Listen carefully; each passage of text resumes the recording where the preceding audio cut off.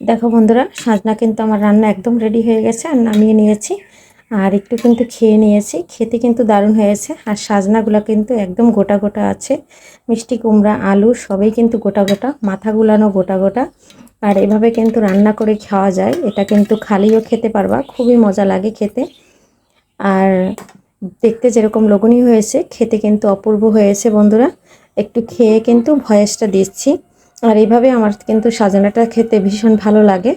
কার কেমন ভালো লাগে অবশ্যই কমেন্ট করে জানাবে। পুরান এবং নতুন বন্ধুরা যারা আমার ভিডিও দেখে এবং কমেন্ট করে, লাইক করে, তাদের জন্য অসংখ্য অসংখ্য মন থেকে ভালোবাসা দোয়া রইল অবিরাম।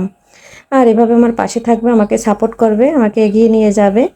আর এখান থেকে কিন্তু একা একা এগানো যায় না, সবাই আমাকে এরকম ভালোবাসা দিয়ে যাবে। একটু বেশি বেশি করে, আরও একটু বেশি বেশি করে ভালোবাসা দিবে বন্ধুরা। নমস্কার বন্ধুরা, আমি পাপড়ি কিচেন অ্যান্ড ব্লগ থেকে চলে আসলাম নতুন একটা রেসিপি নিয়ে। সবাই কেমন আছো বন্ধুরা? দেখো চলে আসলাম সাজনা গাছে, নেব সাজনা পেরে আর রান্না করব সাজনা আলু কুমড়া দিয়ে মজাদার একটা রেসিপি মাছের মাথা দিয়ে। এখন আমি সাজনাগুলো একদম কষি কষি সাজনাগুলো পেরে নেব। আর সাজনায় কিন্তু বন্ধুরা প্রচুর আছে পুষ্টিকর আর একদম ক্যালসিয়ামে ভরপুর। তারপরে যেহেতু সবুজ, এখানে আছে ভিটামিন সি। সাজনায় কিন্তু আমাদের পুষ্টিগুণের অভাব নাই, ভরপুর পুষ্টিগুণ। আর এভাবে বন্ধুরা সাজনার সিজনে খেয়ে নেবে সবাই সাজনা। আর আমার গাছ ভর্তি সাজনা, কেমন লাগছে বন্ধুরা গাছটা একটু দেখে নাও, সবুজে ঘেরা। আর এখন আমি কচি কচি দেখে কয়েকটা সাজনা পেরে নেব। দেখো বন্ধুরা, কতগুলান সাজনা পেরে নিয়ে আসলাম একদম টাটকা গাছের থেকে। আর এটাই কিন্তু আজকে আমি মিষ্টি কুমড়া আলু দিয়ে সাজনাটা রান্না করব। আর সাথে থাকছে মাছের মাথা। আজকে আমি মাছের মাথা দিয়ে রান্না করব সাজনাটা। সাথে থাকো, বেছে নিচ্ছি। এই যে দেখো, সাজনা দিয়ে যে মাছের মাথাটা রান্না করব, সাজনা, মিষ্টি কুমড়া আর সাথে থাকছে আলু, এটা দিয়ে আমি এই মাছের মাথা দিয়ে রান্না করব। এখানেও আমি পেঁয়াজ রসুন ব্যবহার করব না, সবজিতে রান্না করব একদম পেঁয়াজ রসুন ছাড়া। আর পেঁয়াজ রসুন ছাড়া কিন্তু গরমের দিনে খাবার খেলে ভালোই লাগে বন্ধুরা। আর আজকে তোমাদের সাথে পেঁয়াজ রসুন ছাড়া এই রেসিপিটা ব্যবহার করব, মানে দেখাবো। একটা পাশ মাছের ভাজা হয়ে গেছে, আর একটা পাশ উল্টে দিচ্ছি, উল্টে পাল্টে খুব সুন্দর করে ভেজে দেবো। এখানে দেখো কড়াই নিয়ে নিয়েছি, আমি সাজনাটা রান্না করব। দিয়ে দিচ্ছি তেল।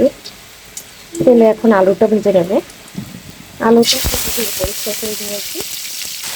এখানে দেখো আলু একটু হলুদ আর একটু লবণ দিয়ে দিয়েছি। এখন আমি নেড়েছে এটা একটু ভেজে নেবো। ভেজে তারপরে কিন্তু আমি সাজনা আর মিষ্টি কুমড়া দিয়ে দেবো। এদিকে দেখো অক্টানোরা মিষ্টি কুমড়া আর সাজনাটা কিন্তু আমি দিয়ে দিয়েছি। আর এখন কিন্তু আমি এটা খুব সুন্দর করে একটু লবণ হলুদ যা যা লাগবে সব দিয়ে কষিয়ে নেব। সামান্য একটু গরম জল ব্যবহার করছি।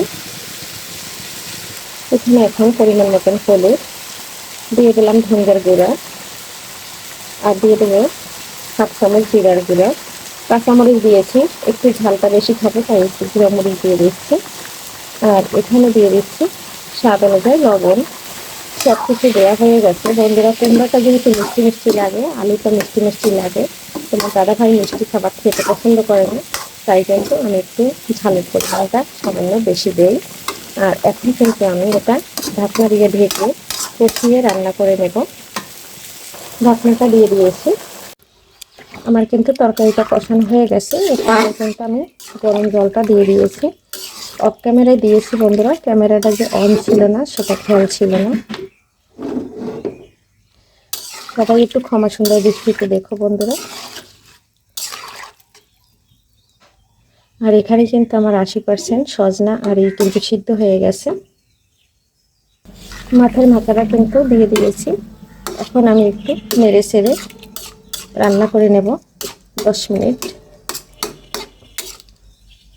দেখো বন্ধুরা, সাজনাটা কিন্তু আমার ফুটে উঠেছে। আর এদিকে দেখো কত সুন্দর কিন্তু কালারটা আসছে। এখন আমি ফোড়ন দিয়ে দেব। দেখো এদিকে ফোড়ন দিয়ে দিচ্ছি, নিয়েছি 2টা তেজপাতা, মাঝখান থেকে টুকরো করে দিয়েছি, আর নিয়েছি জিরা, আর নিয়েছি রাঁধুনি। এটা দিয়েই কিন্তু ফোড়নটা দেবো। আর এই সবজিটায় যদি রাঁধুনি দিয়ে ফোড়ন দেওয়া হয় খুব সুন্দর একটা ফ্লেভার আসে। আমার মতো রাঁধুনি খেতে খেতে পছন্দ করো অবশ্যই জানাবে। দেখো ফোড়নটা কিন্তু আমার ভাজা হয়ে গেছে, এখন আমি জালটা অফ করে দিচ্ছি। এরপরে তরকারিতে দিয়ে কিন্তু নামিয়ে নেব। দেখো বন্ধুরা, এখন কিন্তু আমি ফোড়নটা দিয়ে দিচ্ছি। এখন দিয়ে দিলাম এখানে জিরার গুঁড়া। এখন একটু নেড়ে ছেড়ে নামিয়ে নেব। আজকে রান্নাটা কিন্তু আমার একদম শর্টকাটে রেডি হয়ে গেছে। আর দেখতে যেরকম লাগছে, খেতে কিন্তু চমৎকার হয় এভাবে রেসিপি করলে। একবার বন্ধুরা এই রেসিপিটা সাজনার করে খেয়ে দেখো। এখন তো সাজনার ভরপুর সিজন। একটু নেড়ে ছেড়ে দিলাম। আর এখন কিন্তু বন্ধুরা একদম নামিয়ে নেব। আজকের রেসিপি এখান থেকে বিদায় নিচ্ছি। পরবর্তীতে দেখা হবে নতুন কোনো রেসিপি নিয়ে। এ পর্যন্ত সবাই ভালো থাকবে, সুস্থ থাকবে। আর আগামী ভিডিও দেখার আমন্ত্রণ জানাচ্ছি সবাইকে। সবাই ভালো থাকো, বাই বাই।